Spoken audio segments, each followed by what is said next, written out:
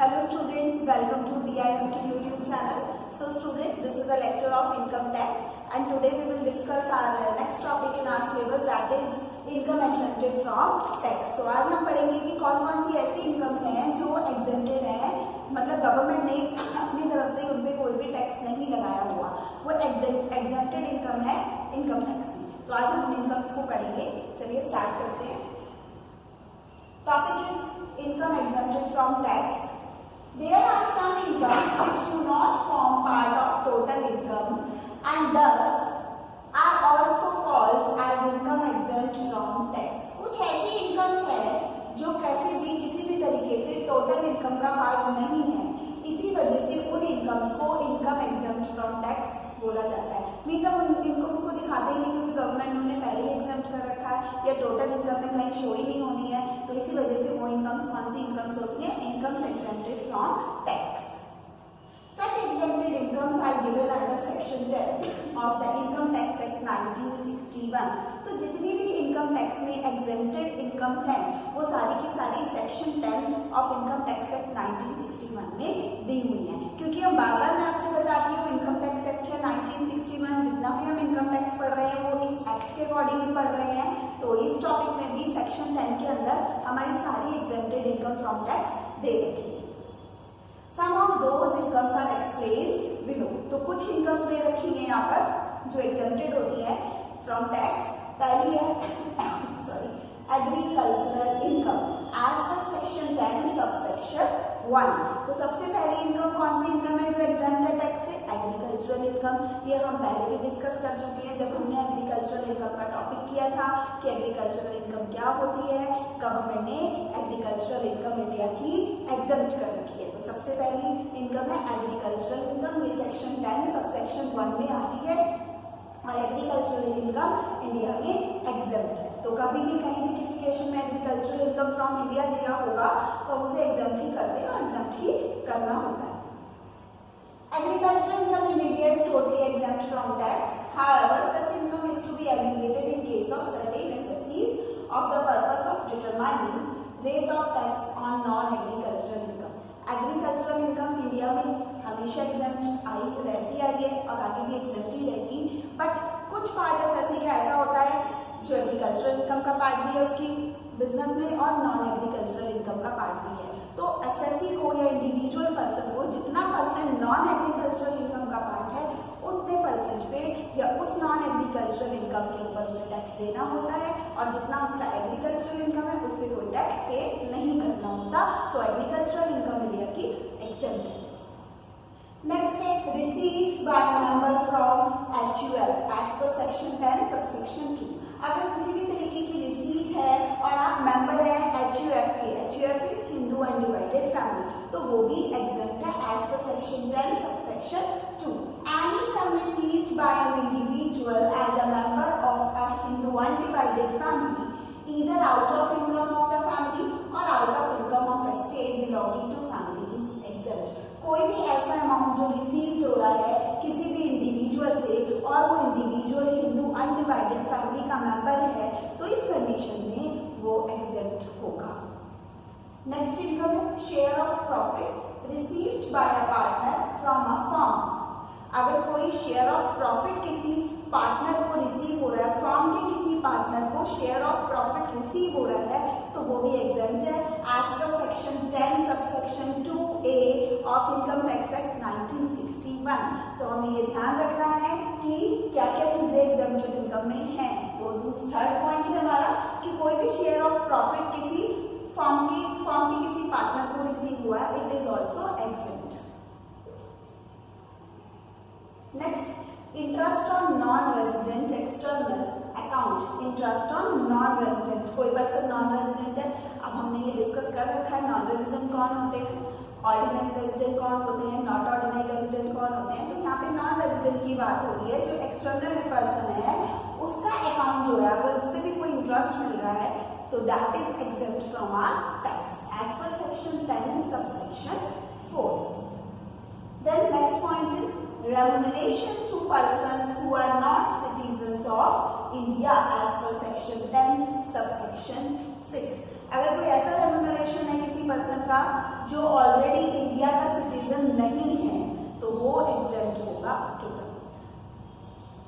In case of an individual who is not a citizen of India, the following income shall be exempt। अगर एक individual person India का citizen ही नहीं है तो उस case में ये कुछ पॉइंट्स हैं रेम्यूनरेशन जो एग्जेम्प्ट रहेंगे। Remuneration received by diplomats, remuneration received by foreign national as an employee of a foreign enterprise, non-resident employed on foreign ship, remuneration of employee of foreign government during his training in India। तो remuneration received by a non-resident person or who is not a citizen of India is exempt from our income tax। Next point is allowance or perquisites outside India as per section 10 subsection 7। अगर किसी तरीके का allowance या perquisites मिल रहे हैं, perquisites is the facilities, ये सारी topics हमें अलाउंसेस परक्यूजिट्स सब सर्विस चैप्टर जब हम करेंगे उसमें हम पढ़ेंगे। तो अलाउंस है या परक्यूजिट्स है और वो आउटसाइड इंडिया के हैं अगर, तो वो भी एग्जेम्प्ट होंगे as per section 10 subsection 7 of income tax act 1961।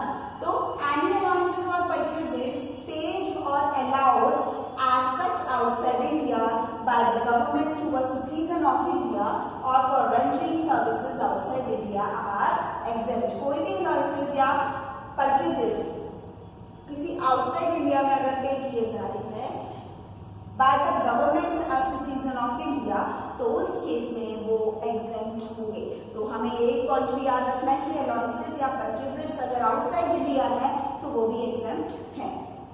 Next is payment under Bhopal gas leak disaster processing of claims act 1985 as per section 10 subsection 10b।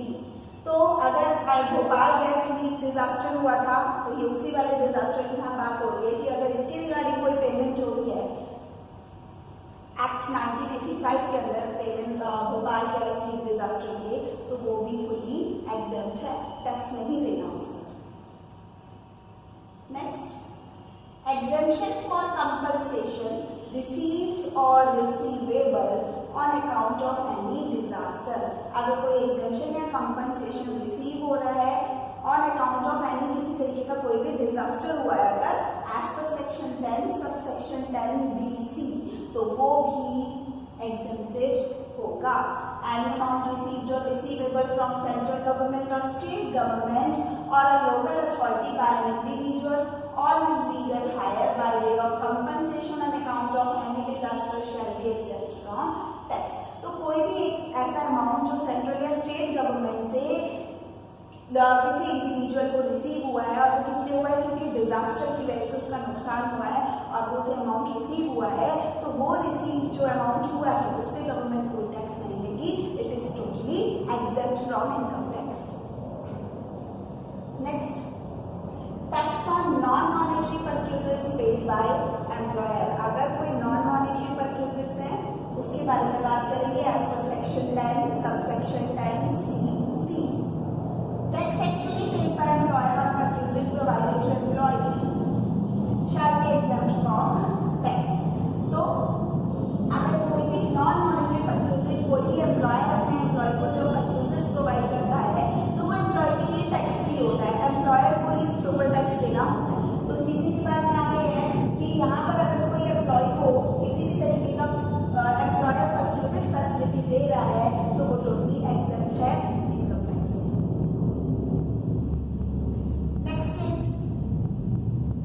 Provident fund as per section 10 subsection 11। तो what is provident fund? Any payment from provident fund to which provident fund act 1925, it is not 25, it is wrong mentioned in the notes, it is 1952।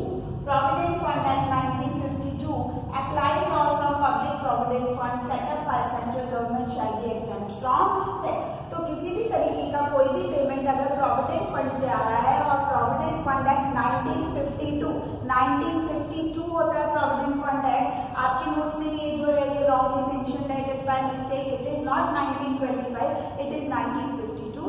तो provident fund act के अंतर्गत 1952 act के अंतर्गत अगर आप public provident fund के लिए apply कर रहे हैं या आपको मिल रहा है सेंट्रल गवर्नमेंट के थ्रू जो सेटअप है तो वो भी एग्जेम्प्ट है। तो Provident fund is also exempted from tax. Next, educational scholarships as per section 10 subsection 16. So educational scholarships granted to meet the cost of education are also exempt from tax. तो education scholarships जो मिलती हैं वो भी आपकी education आगे बढ़े, आपकी एजुकेशन को बढ़ावा देने के लिए है। तो इस तरीके की एजुकेशन स्कॉलरशिप्स पे भी गवर्नमेंट ने किसी तरीके का कोई टैक्स नहीं लगाया होता, it is fully exempt.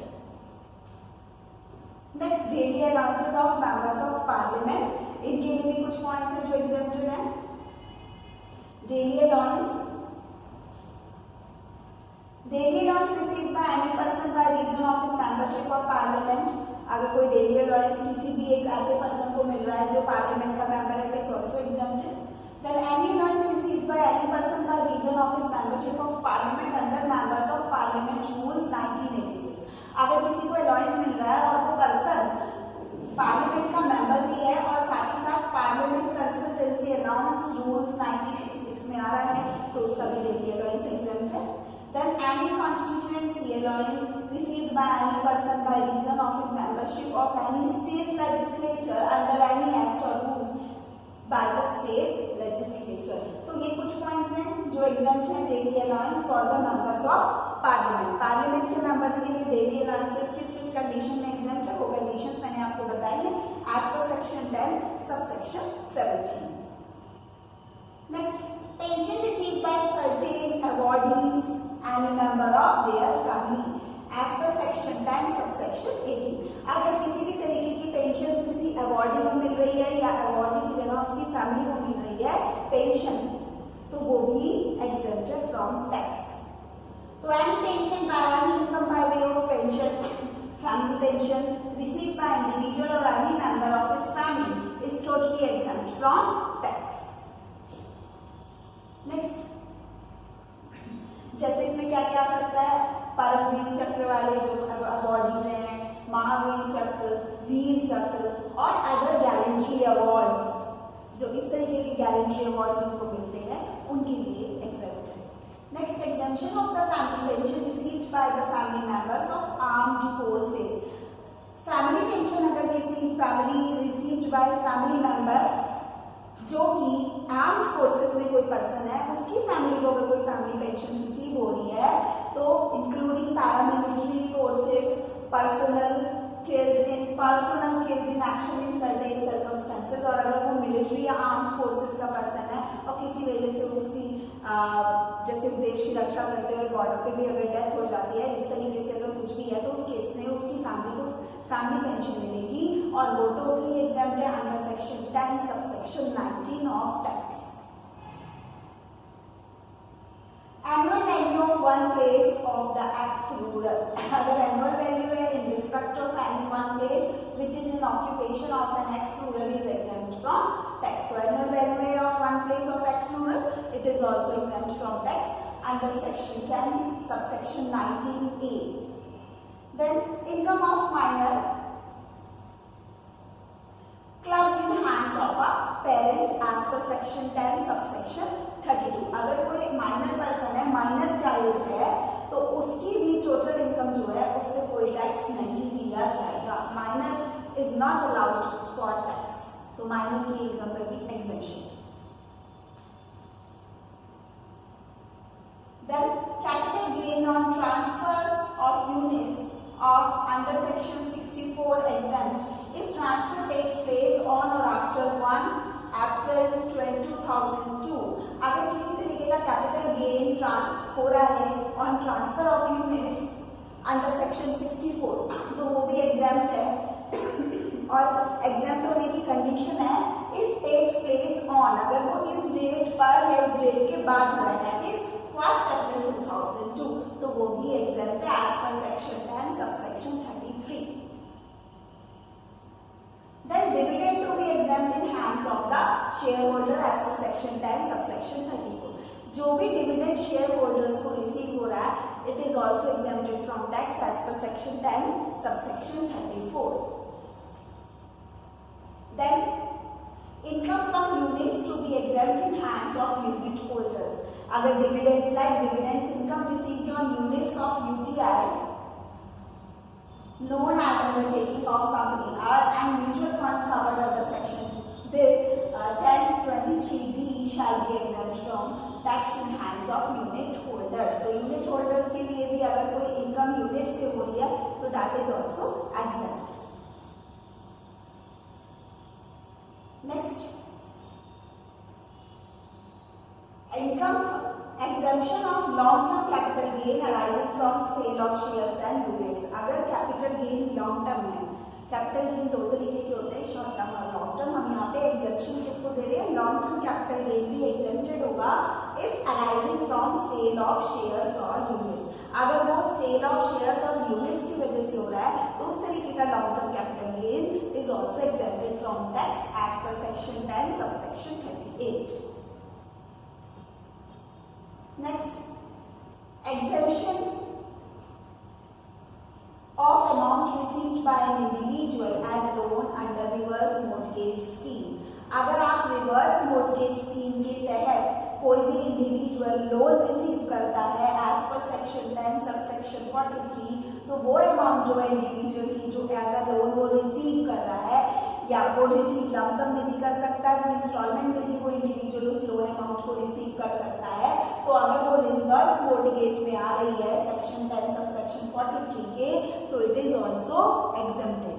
So students, these are some of the incomes which are exempted from income tax. इनके ऊपर गवर्नमेंट ने किसी भी तरीके का कोई टैक्स नहीं लगाया है. ऑलमोस्ट थ्योरी में ये क्वेश्चन आता है, explain the incomes exempted from tax. तो उसमें आपको लिखना होगा. तो ये कुछ इनकम्स हैं, आप इनको अच्छे से पढ़ें एक बार दोबारा.